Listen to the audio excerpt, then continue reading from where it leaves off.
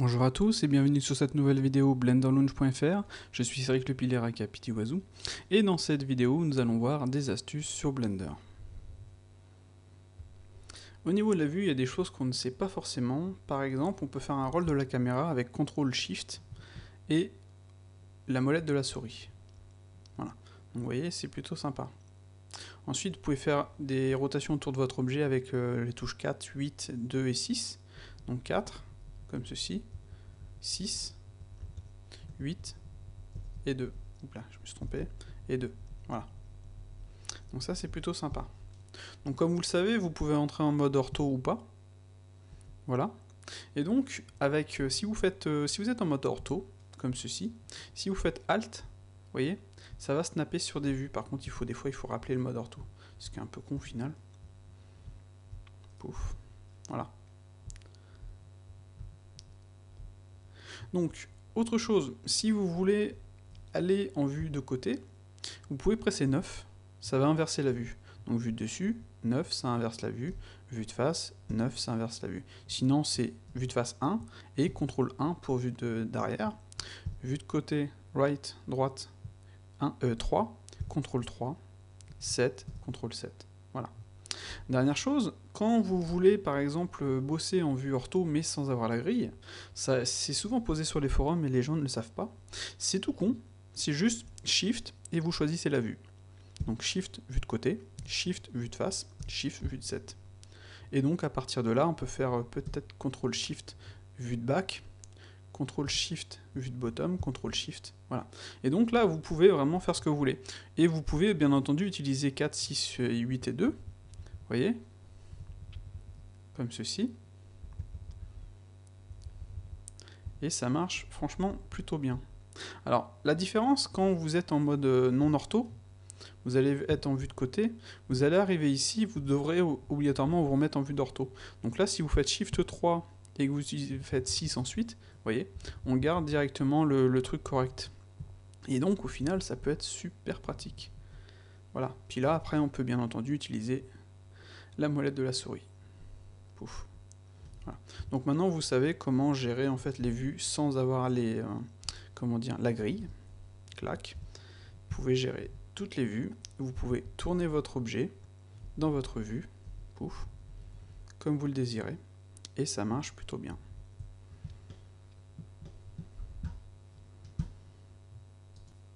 Il arrive parfois que quand on modélise, on ait fait un objet vraiment trop basse définition, vous voyez, et qu'on ait besoin d'un objet un peu plus haute définition. Le problème, c'est que si on fait on ajoute une subdivision de surface, vous voyez, c'est ce qu'on a, et donc si on affiche le wire, on part en itération 1, voilà, donc c'est pas forcément utilisable, on est un peu coincé, donc il y a une petite technique pour passer de ça à ça, c'est plutôt simple, on va mettre ça ici, on va faire Shift D, voilà, le truc c'est de sélectionner tous les edge loops,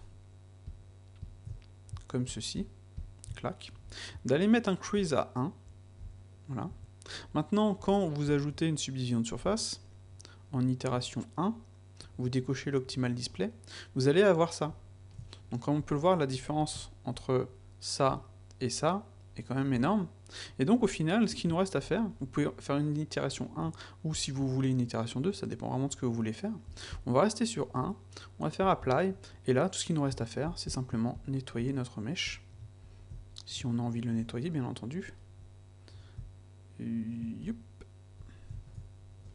Comme ceci, faire CTRL X, et donc, on est passé de ça à ça. Vous voyez, c'est plutôt sympa et plutôt pratique.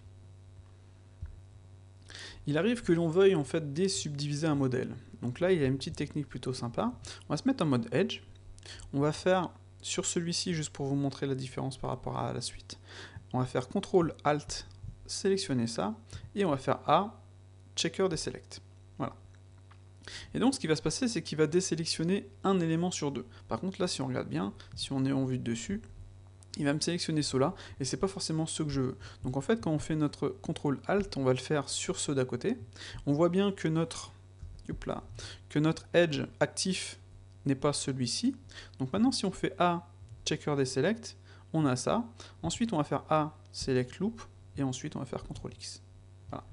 Donc si vous n'utilisez pas MePy, vous allez faire votre sélection ici, avec CTRL-Alt, Select, Checker Deselect, Select, Edge Loop, et là, CTRL-X. Et donc, comme on peut le voir, on a subdivisé très rapidement, tout en gardant les edges qui sont bien placés par rapport à notre grille, et on a quelque chose de relativement nickel. Quand vous ouvrez une scène en fait qui n'est pas de vous, vous arrivez souvent sur des UI vraiment bizarres, donc comme celle-ci. Donc des fois, vous avez envie de retourner sur votre UI normale, c'est-à-dire celle-ci, et vous voudriez qu'en ouvrant la scène du personnage, vous ayez votre UI. Donc vous avez deux choix. Soit dans les préférences, vous décochez ici le load UI, soit quand vous ouvrez votre scène, donc là vous voyez Cartoon Guy, vous décochez load UI et vous faites Open. Voilà. Et donc là vous arrivez sur votre UI à vous, vous n'avez pas celle de la scène précédente, enfin de la scène originale, et donc vous n'êtes pas dépaysé. Donc ça dépend vraiment ce que vous voulez faire. Il y a un truc qui est embêtant avec quand on décoche le load UI, je vais le décocher, je vais sauvegarder, je vais faire Open, voilà, et je vais le cocher ici par contre, je vais cocher Cartoon Guy, voilà. Donc là je suis dans l'UI du personnage, dans mes préférences c'est décoché, et si je fais une file New, le problème c'est que ça va me garder en fait l'UI. Donc pour avoir mon UI normal, il faut que je restarte Blender, et ça ce n'est pas forcément ce que je veux. Donc le truc qui fonctionne le mieux, c'est de garder le load UI ici coché, voilà, et quand on fait New, on récupère notre sauvegarde normale en fait. Et donc c'est plutôt pratique. Donc quand vous ouvrez une scène, faites bien attention à décocher le load UI, comme ça vous avez vraiment votre UI à vous, vous n'êtes pas perdu, vous avez le modèle avec tous ces layers, etc. bien entendu, hein. Mais vous n'êtes pas perdu et vous avez votre propre UI. Quand vous faites un rendu et que vous voulez en fait switcher au niveau du look des presets, choisir un preset, etc. Vous voyez, vous pouvez le faire à la main. Ça fonctionne, mais c'est plutôt chiant. Donc ce que vous pouvez faire, c'est sélectionner le premier, faire CTRL, et avec la molette de la souris, vous voyez, vous allez passer de l'un à l'autre. Comme ça, vous allez pouvoir choisir directement ce que vous voulez, et c'est tout de suite plus sympa. Voilà. Imaginons, on va rester là-dessus. Et donc ça fonctionne en fait avec tout ce qui est menu déroulant, etc., etc. Et c'est plutôt pratique. Donc gros gain de temps plutôt que d'aller sélectionner les trucs à la main sans se rappeler sur lesquels on avait cliqué. Et donc on fait ça et on switch jusqu'à ce qu'on ait celui qui nous plaît. Voilà. Quand on utilise les outils de Blender, on a des modals. Un modal, qu'est-ce que c'est? C'est que, imaginons, nous allons sélectionner les edges. On va faire un CTRL B, vous voyez, comme ceci. Et si vous regardez dans le header, donc c'est-à-dire la barre tout en bas, on a différentes valeurs, enfin différents chiffres, etc. Et ça nous permet de modifier tout ça. Donc là, on a sur la gauche confirme, cancel, mode, clamp, vertex only, etc. Donc si on fait V pour vertex only, pouf, on arrive directement sur le vertex. C'est plutôt sympa. Si on fait plus et moins, on va augmenter le nombre de segments. Vous voyez, je peux refaire V pour en sortir, j'arrive ici, et donc ça c'est un modal, donc c'est plutôt sympa.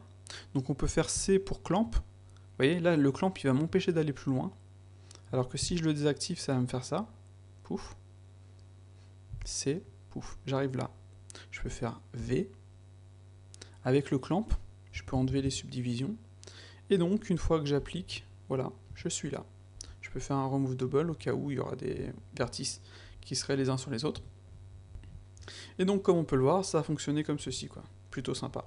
Après on peut refaire B, on peut faire V si on veut, comme cela. On peut ajouter des subdivisions ou pas. Voilà. Donc sur le bevel, ce qui manque pour moi, c'est le profil. Parce qu'on n'a pas le profil, on ne peut pas jouer sur le profil. Imaginons on va faire un CTRL B, on va ajouter une subdivision ici. Voilà. On va devoir sortir et on va devoir faire en fait mettre le profil à 1. Si on voulait le profil à 1. Après on peut revenir rapidos, modifier les valeurs. Par contre, dans le bevel en lui-même, on n'a pas le profil à 1. Donc je vais annuler, je vais faire un CTRL B, et si vous regardez en bas, je n'ai pas le profil. Donc ça c'est plutôt embêtant. Donc sur, là, on va supprimer ça. Sur l'inset, il y a des, pareil, on a des outils, si on fait i, vous voyez, en dessous on a différentes valeurs, donc là j'étais en inset, j'avais fait un précédent inset avec ces valeurs-ci, et donc on va, quand on fait un inset, vous voyez, ça nous donne ceci, et en bas on a différentes valeurs qu'on peut modifier. Donc le haut, c'est pour faire un inset à l'extérieur de la face sélectionnée, comme vous pouvez le voir. On peut bien entendu faire CTRL, comme ceci, et on peut refaire O. Si on sélectionne plusieurs faces, on fait I et I. Donc là, je vais refaire O pour l'enlever. Pouf, CTRL. Voilà. Donc, si je refais O, là ça change rien vu qu'on a fait en fait I. Donc si on fait I sur toutes les faces, enfin l'inset de base ça nous donne ceci, on refait I, ça va faire en fait l'individual. Donc c'est écrit en bas, individual I. Voilà. Donc par contre, comme on l'a vu, il faut faire attention parce que quand on va faire une modification, imaginons on fait une modification comme ça. Voilà. Si je refais un inset, on va faire I, vous voyez, ça m'a pris les valeurs précédentes. Donc ça peut être plutôt embêtant. Donc là, je fais comme ceci, je fais ça. Voilà.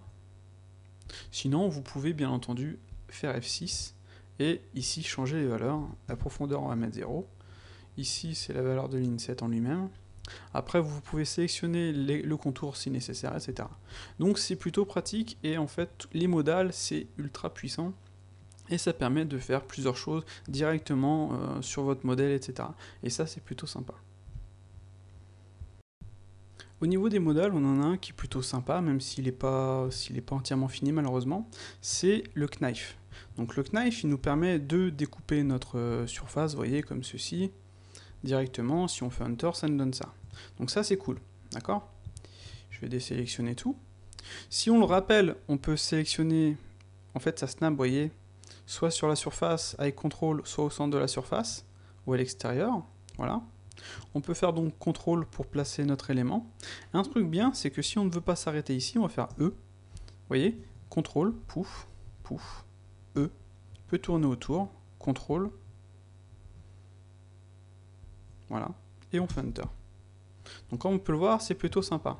Donc ce que je vais faire, c'est que je vais supprimer tout ça. Pouf, pouf, pouf. CTRL X. Et le knife, quand on l'appelle, vous voyez en bas, on a encore une fois des différents éléments vu que c'est un modal. Donc il y en a plein, d'ailleurs ça va un peu plus loin. Donc on a le cut through ici, donc c'est le Z. Donc quand je vais faire ceci, pouf, je vais faire, si je tourne autour, vous voyez, ça a coupé autour. Si je fais E, je fais ça, pouf, ça nous a découpé l'élément. Je fais E, je fais ça, pareil, et je fais Enter. Donc à partir de là, vous voyez, c'est plutôt pratique. Donc si vous voulez faire en fait un cut through par rapport à un élément, vous voulez découper cet élément-ci, vous faites K, Z. Vous pouvez même faire C pour l'angle. Donc est-ce qu'on le voit ici? Start, E, New Cut, on l'a vu, midpoint, contrôle. Shift, Shift R, contrôle. Enfin bref, le Shift R, il n'a pas l'air de fonctionner. Enfin, bref. Donc on a fait K, Z, C. On fait Enter et on est là. Après, on peut appeler notre élément si on est en vue de dessus. Clac, ce sera du Y, aligne Y0. Et voilà, on a placé notre loop directement. Donc là, c'est, comment dire, même si on a, enfin, ça fonctionne, on aurait pu faire un CTRL R, hein, bien entendu, hein. Mais imaginons votre objet n'est pas, comment dire, on va la supprimer, CTRL X. Votre objet n'est pas droit. Votre objet ne permettra pas de faire un loop comme ceci et que vous voulez coucou et vous voulez, imaginons, mettre une ligne ici, donc vous allez faire K, Z, vous pouvez même faire C si vous voulez. Donc on va faire ça, on va faire un truc comme ceci, vous voyez, C, ça va faire un angle donc de 45 degrés, voilà. Donc imaginons on veut faire ça, sinon si on enlève le C, on arrive ici, pouf, et on fait Enter. Et donc ce qui s'est passé, c'est que notre edge a fait le tour comme ceci. Et donc c'est plutôt sympa pour pouvoir faire en fait couper un élément directement K, Z, vous voyez, clac. Je peux faire C ici, pouf, j'enlève le C ou je laisse le C, pouf, pouf. Vous voyez, clac. J'arrive ici, je fais ça. Et donc là, ce qui s'est passé, c'est que j'ai fait une découpe, comme ceci. Après, on peut bien entendu sélectionner nos faces, faire un inset, I, pouf, avec CTRL, et voilà. Donc c'est plutôt sympa. Donc le Knife a des choses qui sont malheureusement, enfin qui manquent, c'est le Undo. Il n'y a pas de Undo. Imaginons vous faites votre Knife, clac, clac, clac, clac, etc. Vous voulez placer votre élément ici, mais vous l'avez placé là. Ah, bon bah qu'est-ce qu'on fait? Est-ce qu'on fait CTRL Z? Bah non, ça marche pas, ça sert à rien. Et on est obligé de faire échapper. Soit on l'applique, on finalise ensuite, on va passer en mode vertex, on va activer l'auto-merge, on finalise ensuite, soit, CTRL X, on lance le Knife, on se déchire, et on fait échappe. Et on recommence. Donc c'est vraiment dommage parce que ça manque en fait, ça manque ce Undo, parce que enfin pour moi ça manque énormément quoi. Voilà. Donc il y a un autre outil on a le Snap Utility lui, l'outil Line. On va voir s'il déconne. Il déconne un peu sur ma version là, faudrait que je le change. Donc si on fait Line, si tu veux bien fonctionner mon gars, en edit mode il veut pas non plus, on va en sélectionner un. Ah là là, je pense qu'il faut que je le mette je vais le mettre à jour, mais là c'est vraiment embêtant. Je voulais vous montrer le truc. Donc on est sur la 2.77. Donc en gros, ce Snap Utility, lui, ce qu'il va faire, c'est qu'il va vous faire en fait il va permettre de faire un cut. Il va permettre, si on s'est trompé, d'annuler. Il va permettre de placer, vous voyez, on a une certaine distance ici. Et quand on va déplacer notre objet, il va avoir un petit snap. Donc on va pouvoir le mettre pile poil à la bonne distance. Pareil ici, si on met notre élément ici, on va faire clac. Et si on vient ici, il va nous mettre exactement la même distance qu'on a ici. Donc on va faire clac, et on va avoir un petit snap. Pouf, voilà. Et le truc cool, c'est qu'on va faire clic droit, et on va pas en sortir, ce sera comme si on était ici. On va faire ça, pouf, on va bien mettre l'élément droit. Ici, ça va snapper, clac. On va clic droit, clac, clac, clac, clac. Donc la différence donc, entre le Knife et le Snap Utility, c'est que le Snap Utility permet de faire un undo. Le Snap Utility permet de snapper, vous voyez, bien par rapport, de garder la même distance à l'identique. Pareil ici, on va faire clac. Parce que là, avec le Knife, on a besoin de corriger nous-mêmes l'élément, quoi. Pouf, celui-ci, pouf, et voilà. Mais le snap, bon, là il déconne, je pense qu'il faut le mettre à jour sur la 277, ça doit poser problème. Mais c'est ce qu'il faudrait pour le Knife, ce serait en fait les options de snap pour garder les distances et le undo, ce serait parfait quoi. Parce qu'il est vraiment ultra puissant et on peut faire K, Z, clac, on fait ça, pouf, Enter, et donc là on a fait notre élément, on peut sélectionner, CTRL B, pouf, on peut faire un inset. J'aurais dû sélectionner les faces. Je peux faire un inset. Yep. Comme ceci. Et voilà. Donc c'est plutôt pratique. S'il y a une chose que j'apprécie énormément sur Blender et qui fait que le workflow est vraiment plus rapide que sur les autres softs, donc ce n'est que mon avis personnel, c'est que vous n'avez pas besoin d'utiliser des manipulateurs.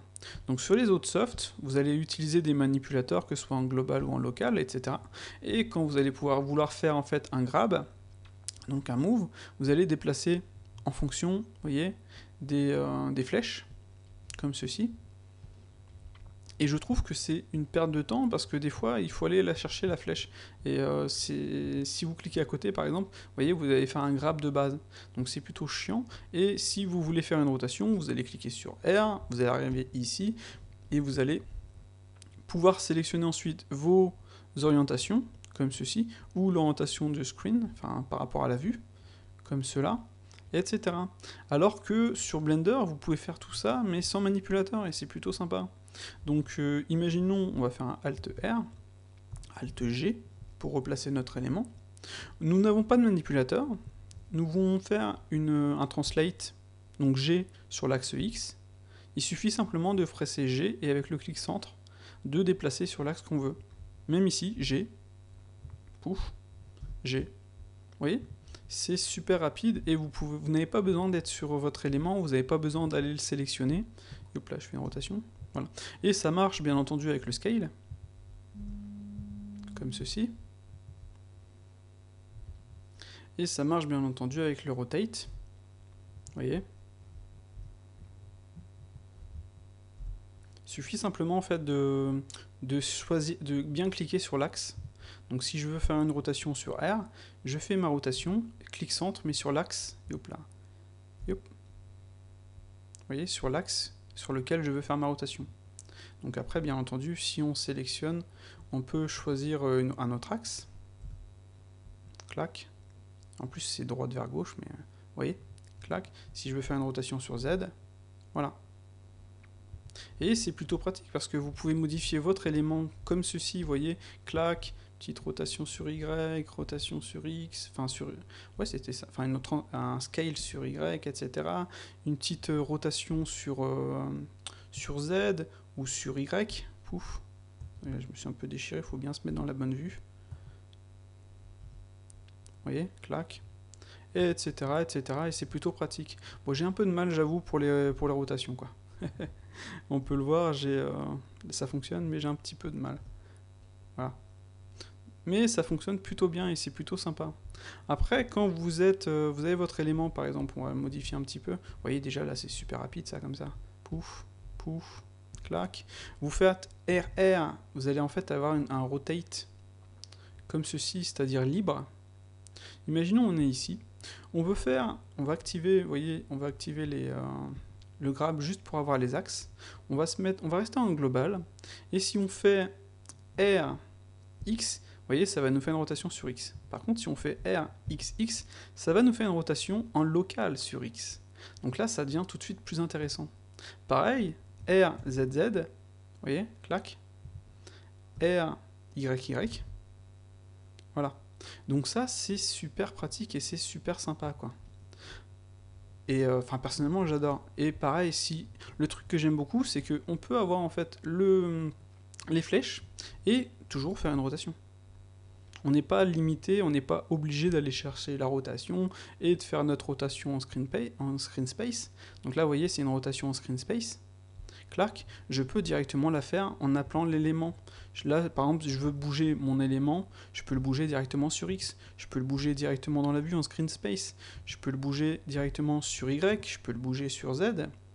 Pouf, je peux faire une rotation S, Y, Y sur Y, pouf, S, X, X, vous voyez, pouf, S, Z, Z. C'est ultra puissant et c'est ultra rapide, quoi. Après, vous pouvez bien entendu, on va faire un Alt R ici, faire du scale ou du déplacement sur deux axes. Donc si vous gardez le translate, si vous faites Shift et vous cliquez sur une des flèches, vous allez avoir ça, comme ceci.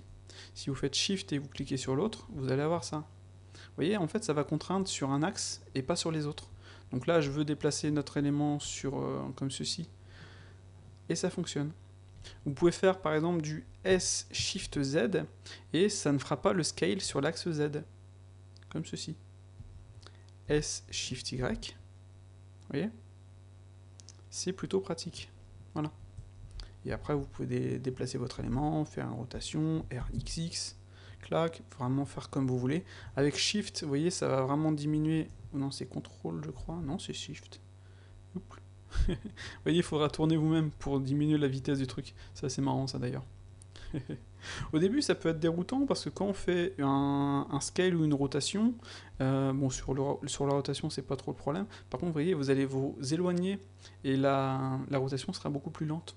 Ça, c'est plutôt sympa. Si vous vous approchez, ce sera plus rapide. Si vous éloignez, ce sera plus lent. Et avec Shift, ce sera encore plus lent. Et là, il faudra faire la petite roulette. Ça, c'est marrant. Et voilà. Donc, c'est plutôt puissant. Donc, je pense pas que j'ai tout montré parce qu'il y a énormément de choses à montrer par rapport à ça. Mais je trouve que par rapport aux autres softs, ZZ, vous voyez, c'est tout de suite plutôt rapide, plutôt pratique. Pourquoi? Parce qu'on n'a pas besoin de... Je peux faire une Alt rotation par exemple, clac, Alt G pour replacer. On n'a pas besoin d'afficher les différents éléments, quoi. Je peux faire RX comme ceci. Je peux aussi faire RX 90. Ça, c'est plutôt sympa. RY 90. RZ 90 si je voulais. Ou alors RZ 45. Comme ceci. Je peux vous faire du RZZ. Donc ça dépend en fait en fonction du mode dans lequel on est. Si je mets en local, vous voyez Z il est là. Donc en global, RZ90 c'est en global. Et si je veux faire du local, et là je peux mettre 45. Voilà. Et là ça marche. Donc RZZ45, voilà. RZ90, RZ45. Vous voyez, c'est ultra puissant, c'est ultra rapide, et c'est une fois qu'on a compris comment ça fonctionne, c'est ultra plaisant quoi. Personnellement, je ne mets que le move, parce que des fois je veux placer l'élément ici comme ceci.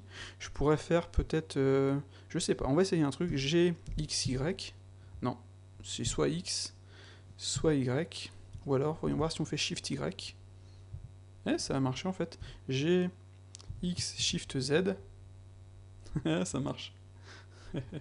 Enfin voilà, c'est le même principe que tout à l'heure en fait quand on va enlever un axe. Vous voyez, G, Shift X. Donc on a enlevé l'axe, G, Shift Z. Et on va pas déplacer dans l'axe Z quoi. Enfin bref, vous voyez, c'est ultra sympa et personnellement j'aime beaucoup. Comme le Alt G, Alt R, on peut même mettre Alt S. Vous voyez, on récupère ça. Blender a des choses plutôt sympas, genre le snap, genre le curseur, etc., qui sont plutôt puissants. Donc là, on va voir un truc qui combine les deux.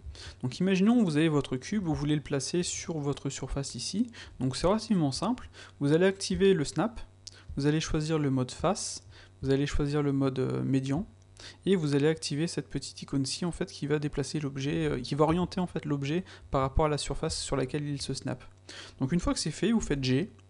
Et comme on peut le voir, notre cube s'oriente par rapport à la surface qu'on a fait. Donc c'est plutôt sympa. Donc imaginons, nous voulons mettre notre cube ici, donc sur une surface ou autre chose, n'importe. Nous voulons sélectionner cette face-ci, faire Shift S, Cursor to Selected. Et nous voulons ajouter une primitive ici, qui va récupérer en fait l'orientation de cette face-ci. Donc une fois qu'on est en Edit Mode, on peut faire CTRL Alt Space. Si vous regardez ici, on a face 001. Et donc maintenant, quand on va ajouter un objet, comme ceci, on peut faire objet, transform, align to, transform orientation. Et pouf, directement, notre objet est aligné. On peut faire un petit scale, on va désactiver le snap, et notre objet est aligné directement sur notre orientation. Imaginons, nous avons celui-ci, on va faire RZZ pour faire, voyez, une rotation ici. On va sélectionner cette face-ci, Shift S, Cursor to Selected, CTRL Alt Space, voilà. On va rajouter, pourquoi pas, un donut. On va faire Objet, Transform, Align to Transform Orientation. Et comme on peut le voir, c'est nickel. Donc c'est vraiment sympa et c'est vraiment puissant parce que, comme on peut le voir, ça nous permet de créer des objets directement sur une surface. Après, vous pouvez sélectionner ces éléments-là, faire CTRL-P, faites Keep Transform, et quand vous allez réactiver votre snap, vous allez déplacer votre objet, vous voyez, ça va le placer correctement. Bien entendu, je peux continuer faire RZZ, donc par contre là il faut que je me mette en local, RZZ, et là, bizarrement, il ne veut pas. On va désactiver ça. Voilà, là ça marche.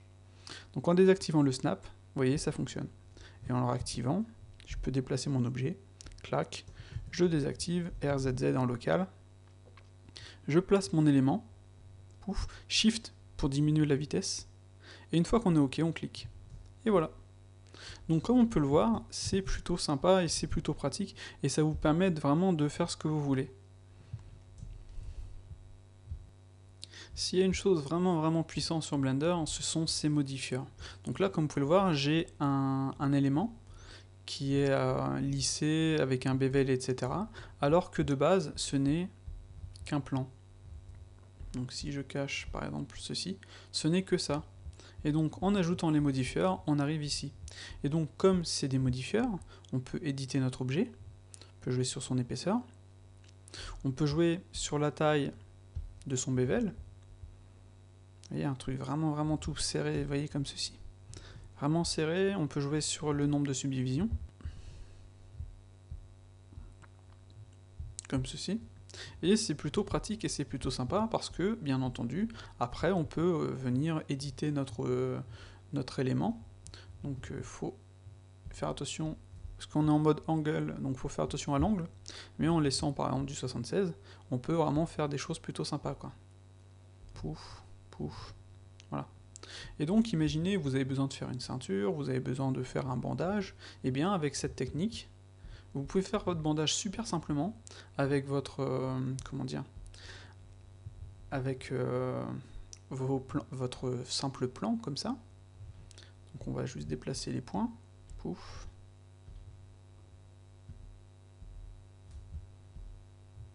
Hop là. Je crois que j'ai fait une bêtise. Ah ouais, j'étais en mode snap. Donc vous faites votre bandage, comme ceci. Vous pouvez faire des rotations, clac. Et vous voyez, c'est super simple, vous n'avez pas besoin de faire une vraie épaisseur. Vous pouvez modifier votre modèle, vous pouvez jouer sur l'épaisseur de votre bandage, faire un truc beaucoup plus petit. Faut bien faire, comme je disais, il faut bien faire attention à l'angle. Si nécessaire, ajouter des points. Mais comme on peut le voir là, ça fonctionne. On peut mettre celui-ci à l'intérieur. Et hop, celui-ci un petit peu plus comme ça. Voilà. Et donc, enfin, moi je trouve ça franchement super rapide, super sympa. Enfin, super pressé. Enfin, super pas rapide. Enfin, oui, c'est rapide au final, parce que vous n'avez pas besoin d'éditer. Comment dire, votre élément. Tout est modifiable, quoi. Vous pouvez faire votre bandage, votre forme, etc. de manière, oui, bah, au final, très rapide, quoi. Et donc, si votre client ou si vous avez besoin de changer une valeur, bon, bah, si vous voulez un bevel beaucoup plus, par exemple avec un seul segment, avec deux, beaucoup plus épais, enfin plus gros, si vous voulez, si vous ne voulez pas de bevel, vous pouvez aussi vouloir un truc comme ceci. Vous pouvez l'activer, vous pouvez jouer sur l'épaisseur. Plaf. Vous voyez, ça fonctionne franchement super bien. Et c'est éditable, quoi. Et ça, c'est une des forces de Blender, c'est de faire des objets éditables à partir d'objets très simples qui vous permettront de faire des modifications par la suite. Et ça vous permettra d'avoir un client content et de gagner un temps, mais de folie, quoi. Parce que les modifieurs vous permettent de faire ce genre de choses. Vous voyez, ça a été fait très très simplement, alors que si j'avais fait un cube, je l'aurais extrudé. De toute façon, on peut essayer, hein, vous allez voir, c'est tout de suite un peu plus embêtant. Donc on va faire Alt, on va le laisser là comme ça. On va juste faire ça, ça. Donc là déjà, vous voyez, je ne pourrais pas changer l'épaisseur. Donc une fois que c'est fait, je vais faire clac. Je vais sélectionner ça. Hop là, juste ma face. Je vais faire clac, clac. Voilà. Donc vous voyez tout de suite, vous pouvez pas faire comme ça. Par exemple, lui, si je veux continuer de faire mon extrude, eh bien je fais clac, clac. Voilà. Et vous voyez, ça fonctionne. C'est impeccable. C'est un gain de temps, mais énorme. Et en plus, je peux modifier, je peux faire CTRL-R, s'il veut bien. Ah ouais, non, je peux pas faire un CTRL-R comme ça. Enfin, je peux en faire un comme ça, mais je peux pas en faire un de ce sens-là. Voilà. Et donc, vous voyez la différence avec ça et ça? Bon bah ça, pour l'éditer, bonjour, quoi. Là, il faut faire, non, faut faire une rotation dans l'autre sens, comme ceci.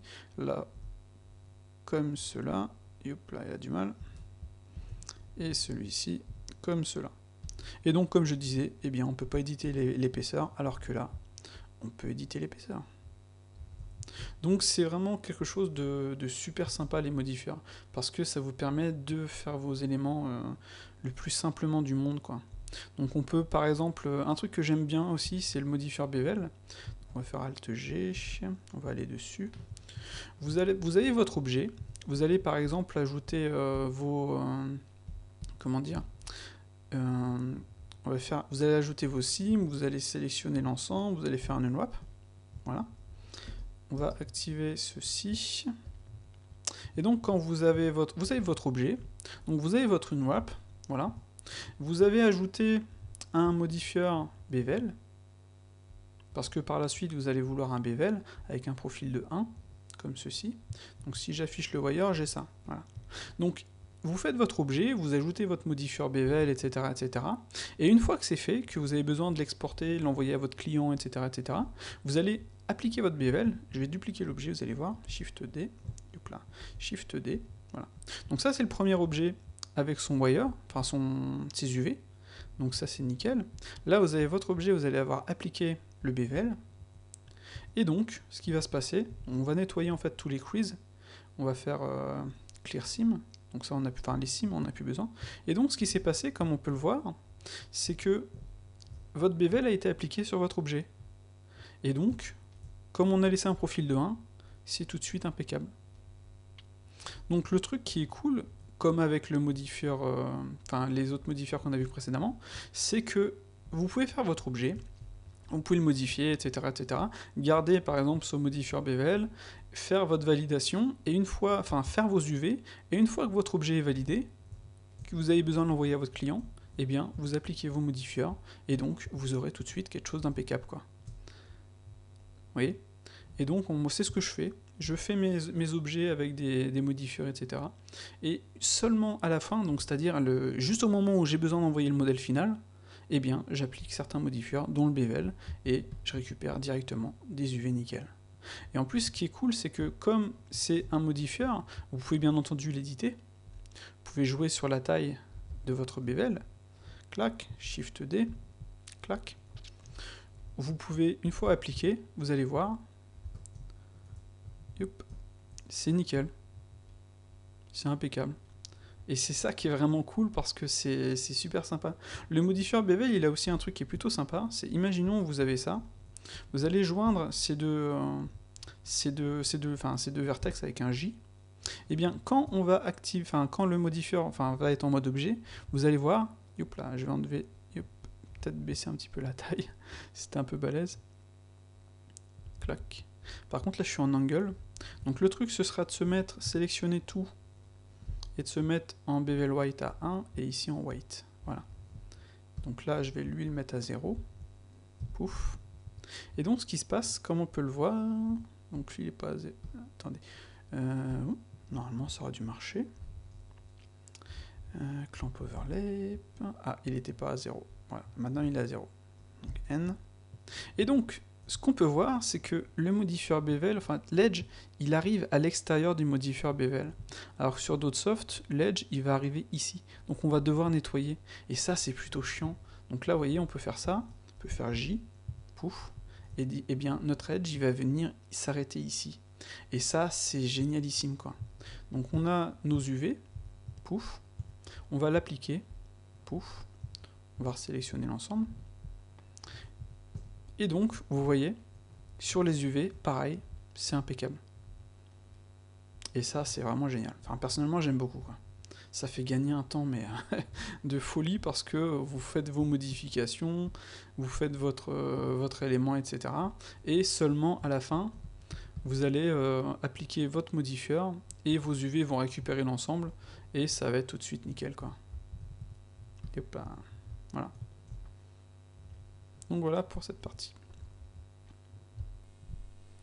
Les creases. Donc les creases, c'est quelque chose de super sympa que j'utilise beaucoup. Donc quand j'ai des surfaces avec des booléens à faire et que ces surfaces sont courbes, on va dire, eh bien j'utilise les creases. Imaginons, on va faire un truc comme ça par exemple, on va faire E, pouf, on va faire un petit scale, on va faire une petite sélection, pouf, comme ceci, attendez, hop. On va sélectionner ça, on va faire un CTRL B, on va faire un plus, voilà. On va faire ici CTRL R, CTRL R. En fait, on va faire une forme assez bizarre, c'est ce que je veux faire. Voilà, pouf, pouf. On va faire un scale et on va faire S Shift Y. S Shift Y. Et vous voyez, ça nous donne ceci. Voilà. Donc maintenant, si on fait un smooth, ça nous donne ça. Donc ce que l'on veut, c'est sélectionner ceci, aller dans le panneau N, transform, et ici, vous voyez, on a min crease. Et on va mettre à 1. On va sélectionner celui-ci, min crease à 1. Voilà. Et donc, si on fait S smooth shade, ça nous donne ceci. On peut ici activer l'auto-smooth. On va le mettre à 60. Et là, vous voyez, directement, on a un objet. On peut augmenter, si on veut, le niveau de subdivision. Pouf. On a un objet directement qui est clean parce qu'on a utilisé les creases. Donc si on sélectionne ces creases-là, on les met à 0,5 par exemple. Bon, là, il n'y a pas de... Comment dire, c'est pas super clean. On va les mettre à 0. On va faire un truc arrondi, CTRL B. Pouf. Voilà. Ça, on a ça. On peut sélectionner ceux-là et les mettre à 1, histoire d'avoir un truc vraiment... Ah, quoique... Ouais, on va le laisser à 0. Voilà. Bon, imaginons, on a ça. On veut ajouter des booléens sur ces surfaces-ci. Donc on va ajouter un cube, comme ceci. On veut faire un booléen qui va venir, pourquoi pas, ajouter une subdivision, un truc comme ceci. Voilà, ça pourrait être sympa. Clac, CTRL B. Lui, on va le laisser... Oh non, on va mettre une subdivision aussi. Voilà. Donc là, ce qu'on veut faire, c'est faire un booléen directement sur ce truc-là. Donc on va sélectionner, on va ajouter un booléen. On va ajouter l'autre objet, donc cube. On va le mettre en différence. Voilà. Lui, si vous voulez, vous pouvez le placer en wire. Voilà. Et donc, comme on peut le voir, on a directement quelque chose de sympa. Par contre, si on le cache, vous voyez, on a ça. Donc ce qu'on peut faire, c'est lui le placer en auto smooth, avec un smooth comme ceci. Et lui, l'auto smooth, on peut diminuer à 30 pour voir. Voilà. On peut, sur celui-ci, si on veut aussi, histoire d'avoir quelque chose de vraiment clean, sélectionner ça, faire un crease à 1. Donc vous voyez ici, désolé, j'ai utilisé mon add-on, c'était pas le but. Et ajouter une subdivision, comme cela. On va ajouter ça à 1 aussi. Voilà. Et donc, si on revient ici, si on cache ça avec H, on récupère une surface super nickel. Et ça, c'est plutôt cool. On peut ajouter, pourquoi pas, un cylindre. On va venir faire ça, faire ceci, pouf. On va, pourquoi pas, faire un ES, ensuite E, comme cela. Et ici, pouf, ES, E, petit scale, CTRL+, on va le descendre un petit poil. Hop là, lui il est un petit peu trop gros. Voilà. Et donc lui, je vais faire la même chose. Je vais sélectionner les éléments qui devront hop là, être droits. Donc je vais annuler clac, clac, clac, clac et clac. On va mettre le crease à 1. On va activer l'auto smooth. On va ajouter une subdivision de surface. On va ajouter un smooth shade. Et on va ajouter un autre booléen sur celui-ci. Clac, booléen. En différence, encore une fois. Et on va sélectionner le cylindre. Donc si on cache le cylindre, vous voyez, on a tout de suite quelque chose d'impeccable. C'est clean, c'est propre. Et c'est plutôt sympa. On peut aller plus loin, bien entendu. On peut faire en sorte que la surface, par exemple, on va sélectionner tout ça, on va faire un CTRL B, comme ceci. On va faire un scale. On va activer ça. On va activer l'auto smooth. Parce que ça donne de bons résultats, en fait, l'auto smooth, c'est pour ça. On va resélectionner ça, ajouter un autre booléen. Pouf, add booléen. Toujours en différence.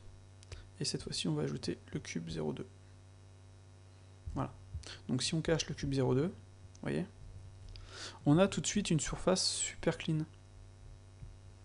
C'est pas forcément parfait, bien entendu. Hein. Mais là, vous bossez sur des surfaces, enfin, sur un truc plutôt, comment dire, arrondi. Voyez. Donc si ensuite on ajoute, pourquoi pas, une autre enfin un autre élément ici. Pouf. On va faire Shift D. Là, ce sera RY90. Clac. Ces éléments-là, je vais tricher un petit peu. Je vais faire un booléen en union que j'applique. Et je vais cacher, je vais supprimer l'autre. Donc là, vous voyez, c'est plus qu'un seul objet. Donc j'ai triché, j'ai utilisé un truc. C'était pour aller plus vite. Enfin, vous avez fait votre objet là. Lui, vous allez lui ajouter encore une fois un nouveau booléen. Pouf. Donc là, ce sera, lui, il s'appelle comment? Cube 003. Donc toujours en différence. Ensuite, avec notre cube 003. Pouf. On va cacher le cube 003. Et voyez, vous avez tout de suite quelque chose de nickel. Après, vous pouvez encore aller plus loin. RX90, faire un petit scale, histoire de faire un trou, vous voyez, à l'intérieur de celui-ci. Donc on va faire ça. Hop. Comme ceci. On va déplacer ça. Pouf. E. Petit scale. Comme ceci. Pourquoi pas ajouter un truc comme ça. E. Pourquoi pas ajouter une petite subdivision ici. Voilà. On va faire ceci. On va lui dire que l'on veut ces éléments-ci increase à 1. On va activer l'auto-smooth. On va activer le smooth. Et on va ajouter une subdivision. Ouais. Donc des fois, ici, ça chie un petit peu. On peut ajouter un élément ici. Pouf. Enlever ça. Et logiquement, c'est bon. Peut-être que j'ai pas mis... Ouais, c'est parce qu'ils n'étaient pas à 1. Faut bien faire attention à ce que ce soit bien à 1. Et une fois que c'est à 1, c'est nickel. Donc on est là. On va sélectionner ça. On va ajouter un nouveau booléen. Encore une fois. Boolean. Donc ça commence à ramer au bout d'un moment parce que les éléments sont assez balèzes. Donc plus vous ajoutez de subdivision, plus il va y en avoir, etc. Donc là, cylinder 001. Pouf, on va cacher le cylinder 001. Et voilà. Vous avez fait votre élément avec vos booleans. Vous voyez? Ça marche plutôt bien et c'est plutôt cool, quoi. Donc à partir de là, si votre élément vous convient, ce qui est plutôt cool, vous pouvez essayer de faire un... On va voir s'il fonctionne parce que je suis pas sûr qu'il fonctionne. Yes, ça marche. Vous pouvez commencer. Pouf, pouf, pouf, pouf, pouf. Voilà. On va sélectionner l'ensemble. Hop. ES. Pouf, pouf. Je vais mettre Shift Z 1, on est déjà en X-ray. Hop. Hop. Comme ceci. Ajouter une subdivision, pourquoi pas ici. Et commencer en fait à faire une rotopo de cet objet qui serait vraiment super compliqué à faire. Enfin super, celui-là il n'est pas forcément super compliqué, mais je veux dire, vous pouvez commencer à faire votre rotopo de votre objet directement sur la surface que vous avez modifiée, quoi. Donc l'avantage, bien entendu, c'est de pouvoir créer des surfaces assez complexes, comme on a fait ici. On a certaines limites, c'est que là on ne pourrait pas avoir de bevel, donc ça il faudra l'ajouter par la suite. Mais de base, avec les booleans, pouf, vous voyez, on peut directement faire des formes qui soient complexes ou pas complexes, hein, mais qui seraient tout de suite compliquées à faire si on les faisait à la mano. Donc ce serait vraiment chiant, on se prendrait bien le chou. Alors que là, en fait, on a juste après à modifier, à faire notre comment dire, notre rotopo, pouf, vous voyez, correctement.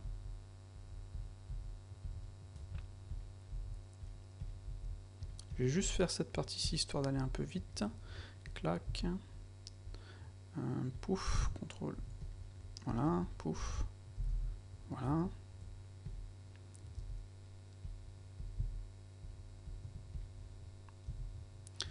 Comme ceci. Ça, on va ajouter pouf. At last. Et sur cet élément-ci, on va juste faire ça. Pouf. E. Center. Voilà. Donc là, imaginons que vous avez fait les bases de votre modèle. Ce que vous pouvez faire, déjà, c'est le sélectionner, faire un flip normal ou inconsistant, et ensuite un flip normal. Et là, il veut pas, parce qu'il m'a pas... Yep. Flip normal. Voilà. On a ça. On va ajouter un modifieur bevel. Pouf. En mode white. 1 en profil. 2. Et vous allez simplement choisir en fait vos edges et mettre le bevel white to 1. Et donc, comme on peut le voir, pouf, en jouant sur la taille de notre bevel white, vous avez directement le début de votre objet Donc si je me mets comme ceci, que je fais un lissage, vous voyez, clac. Et donc vous pouvez bien entendu continuer d'éditer votre objet. Clac, at first, at last. Vous êtes toujours en mode rotopo bien entendu. Sélectionnez tout ça, faites E. Bon, c'est caca ce que je fais, hein, mais c'est vraiment pour vous montrer les possibilités du truc. Pouf. Yep. At last. Si vous voulez venir prendre ça, vous faites K. Pouf. Pouf. Enter. Peut-être mettre ces deux-ci ensemble.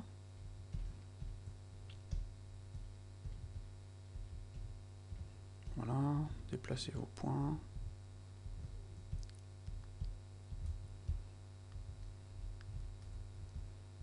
Et comme c'est un modifieur bevel que vous avez, vous pouvez bien entendu continuer à faire votre modification.